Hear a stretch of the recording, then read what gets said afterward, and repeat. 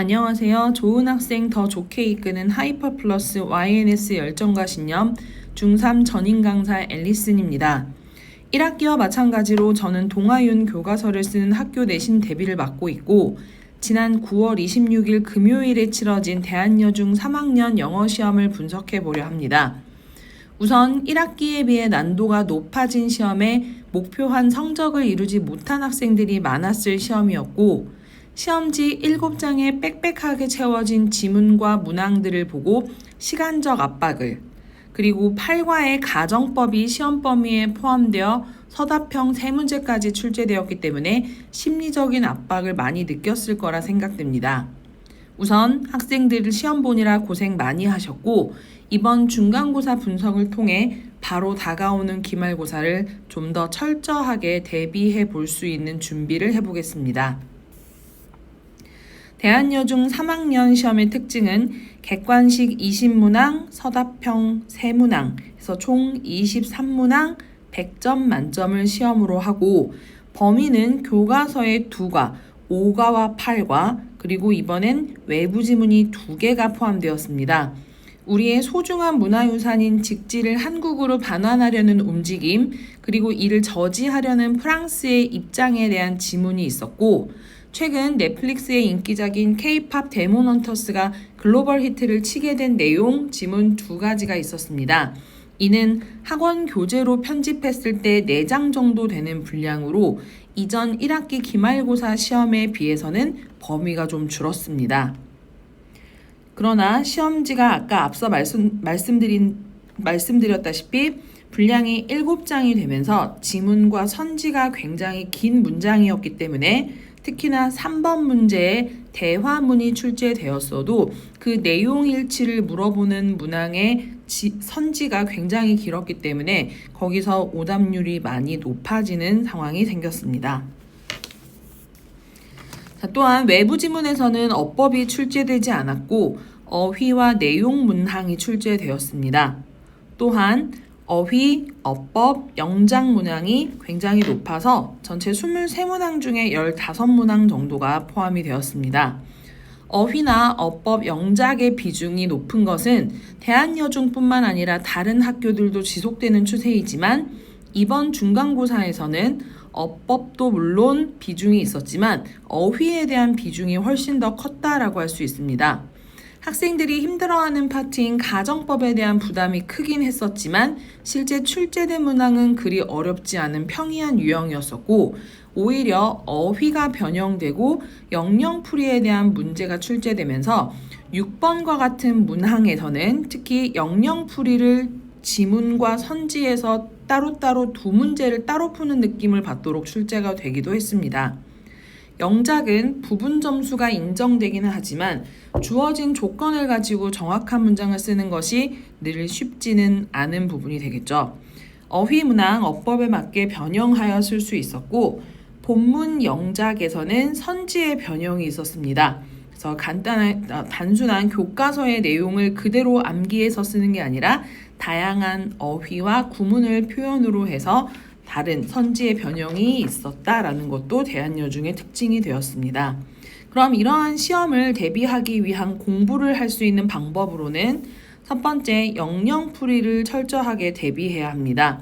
영영풀이는 가지고 있는 단어, 그 다음에 뜻, 의미, 그 다음에 품사, 이로 인한 그 단어의 정의까지 꼼꼼하게 외우면서 단순히 외우는 게 아니라 반복해서 차례대로 랜덤으로 테스트를 진행함으로써 단순하게 정의를 풀 수 있는 유형으로도 공부를 하고 문장 안에서의 쓰임을 가지고서도 교사용 자료를 사용해서 문제를 예측해서도 진행할 수 있습니다. 또한 어법에 대해서는 반드시 심화학습이 필요한 학교이자 가장 중요한 역할을 하는 것 중에 하나인데 이는 기본적인 개념을 꼼꼼하게 파악하고 난 다음에 대한여중만이 가지고 있는 학교 프린트의 내용에 영작을 위주로 그리고 선택 어법을 위주로 심화학습을 진행했었습니다. 본문 내용과 함께 어법 대비의 구문 분석은 언제나 늘 가장 기본적이고 중요한 시험 대비의 내용이 될 텐데 전 지문의 문장 성분을 파악을 하고 이로 인해서 내용을 파악하고 어법 고르기 문제에 대응할 수 있도록 본문 내용을 확실하게 학습하고 있습니다. 외부 지문을 대비하는 데 있어서는 구문 분석을 내용 정리할 수 있도록 그리고 이렇게 어순 배열을 학습지로 그다음에 예상 문제를 가지고서 학생들이 지문을 활용해서 공부를 할 수 있도록 도와주고 있습니다. 보충 수업과 밴드의 복습을 활용으로 해서 외부 지문도 역시 꼼꼼하게 놓치지 않도록 학습하고 있습니다. 직전 대비의 자료는 학교별로 제공을 하고 있고 시험 종료 후엔 각각 학생들이 피드백과 오답 노트를 진행합니다. 내신 마무리 평가나 내신 타임머신 등 고교 선택 설명회는 각 학원의 일정을 통해서 아이들과 1대1로 진행이 되고 있습니다. 저희는 시험 전에 목표를 달성할 수 있도록 출사표를 작성함으로써 개인의 목표를 설정하고 1주부터 3주까지의 시험 대비 수업을 진행 상황을 미리 알려드립니다.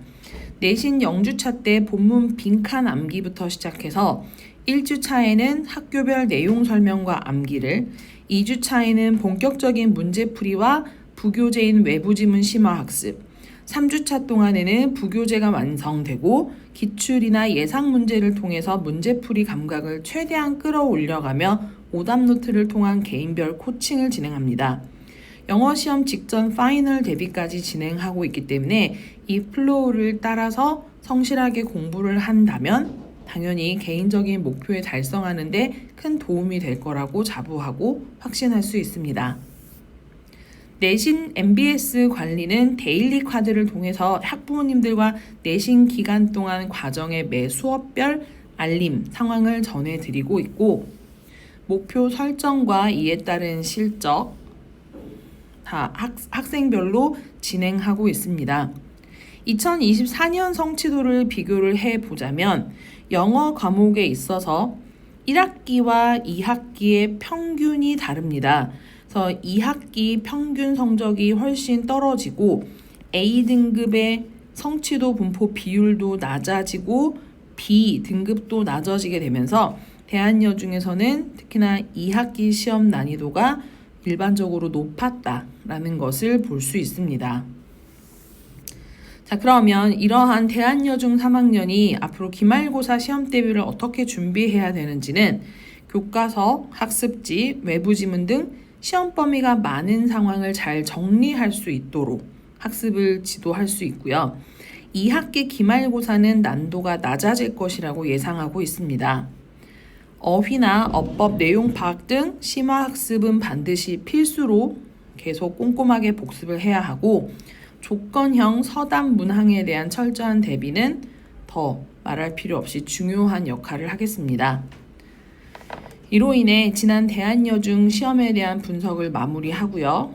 기말고사 때 더 좋은 성적으로 만날 수 있었으면 좋겠습니다. 감사합니다.